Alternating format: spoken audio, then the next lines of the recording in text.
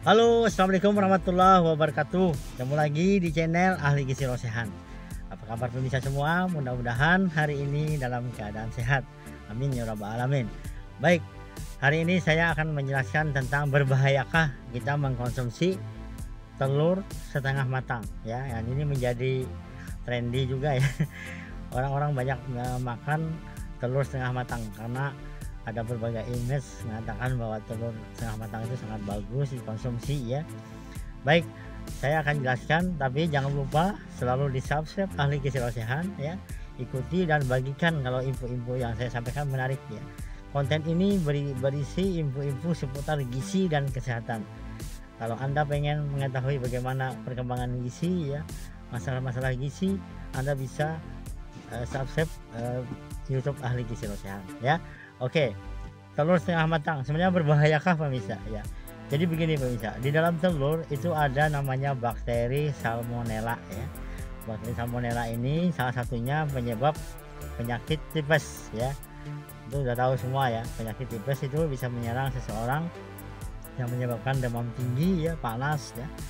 Dan ini terjadi karena adanya bakteri salmonella. Nah, bagaimanakah keadaan dimana kalau telur itu setengah matang?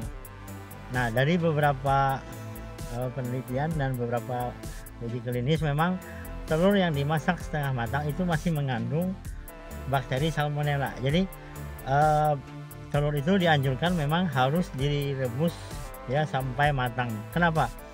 Pada telur yang matang bakteri-bakteri yang ada di dalam telur itu akan mati ya, dan kita aman mengkonsumsinya. Nah, dengan kata lain, waspada kalau Anda mengkonsumsi telur setengah matang ya. Nah, kecuali memang ada telur yang ada telur yang sudah dipasteurisasi ya, dimana akan dimatikan bakteri tersebut ya.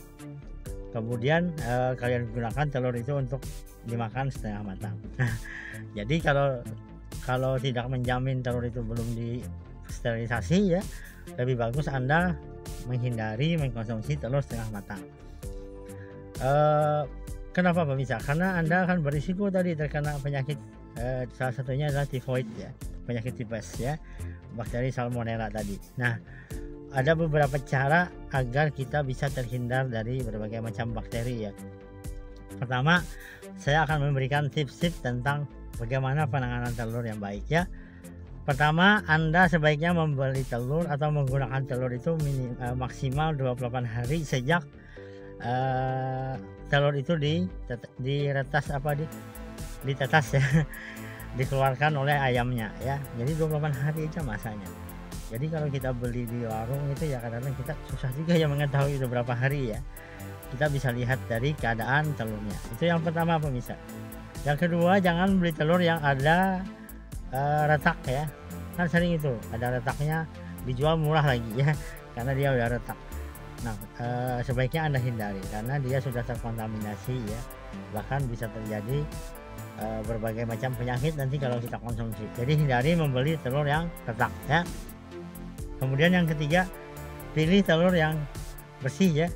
Kadang-kadang masih banyak itu ya kotoran ayamnya ya. Nah, ini kan kadang-kadang tidak menyehatkan ya, jadi itu. Kemudian berikutnya adalah kita bersihkan ya kulitnya. Kalau telurnya sudah bersih sih nggak masalah ya, tapi kalau kotor tadi kita bersihkan baru kita simpan ya. Berikutnya adalah segera gunakan telur ini kalau Anda sudah misalnya Anda membuat telur dadar ya, jangan lama-lama ya, konsumsi langsung aja ya. Kita juga khawatir nanti terkombinasi bakteri-bakteri yang lain ya. Segera konsumsi telur tersebut pemirsa ya. Berikutnya adalah kalau memang telur itu tidak habis sehari ya, maksudnya kita simpan aja di tempat kulkas atau pendingin ya, dan letakkan telur itu di tempat yang sesuai dengan tempatnya. Maksudnya gini, di dalam kulkas kan ada itu lubang-lubang ya, itu memang khusus untuk telur ya, jangan digabung dengan makanan yang lain ya, kita khawatir akan terkontaminasi dari bakteri yang ada ya. Berikutnya adalah Anda bisa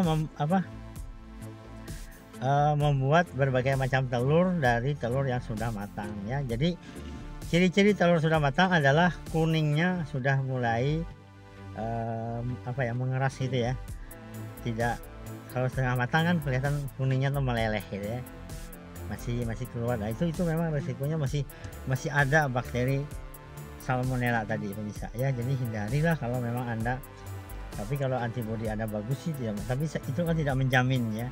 Lebih bagus kita mengkonsumsi telur itu yang matang ya. Kemudian berikutnya adalah kalau membuat telur ya, menggunakan minyak yang bijak ya, jangan terlalu, karena telur ini termasuk yang menyerap minyak yang banyak. Kenapa? Karena minyak yang banyak tidak baik bagi kesehatan. Dia tinggi energi dan juga menimbulkan nanti resiko obesitas ya. Jadi minyaknya yang wajar aja. Ini saya lihat pernah orang buat telur dadar tuh minyaknya banyak banget ya. Nah akhirnya nanti Anda makan telur minyaknya juga banyak. Serapan minyaknya tinggi pada telur bisa ya. Berikutnya adalah gunakan telur yang memang benar-benar segar ya, yang bisa kita nikmati konsumsi ya.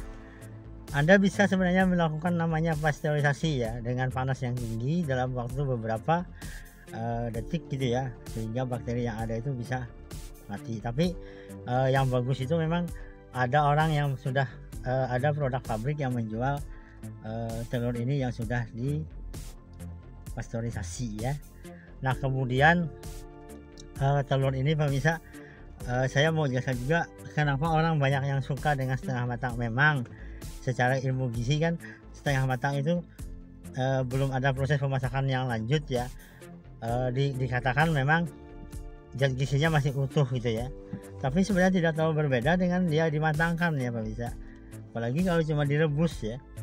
Nah kalau dibuat telur mata sapi yang setengah matang itu memang terlihat banget ya perbedaan, karena memang dia akan dilihat dari kuningnya akan mengeras pemirsa ya. Nah mengeras itu tandanya bahwa dia sudah matang ya.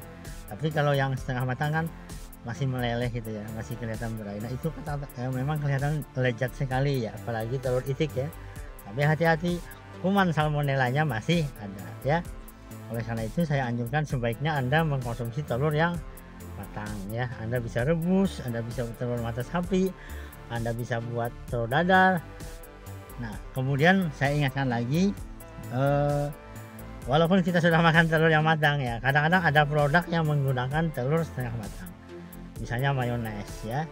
Kemudian banyak sebenarnya yang dijual-jual itu ya, yang terselubung produk-produk itu menggunakan telur yang setengah matang. Jadi kita harus waspada ya, karena telur yang setengah matang berisiko mengandung salmonella, penyebab penyakit tipes ya.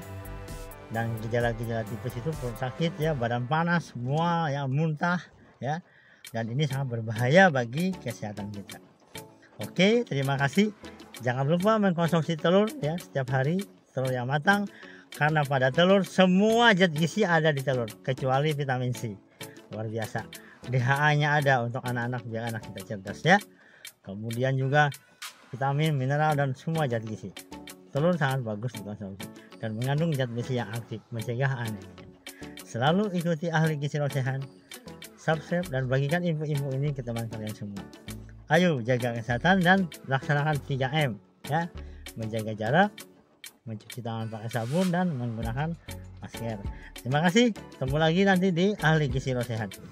Assalamualaikum warahmatullahi wabarakatuh.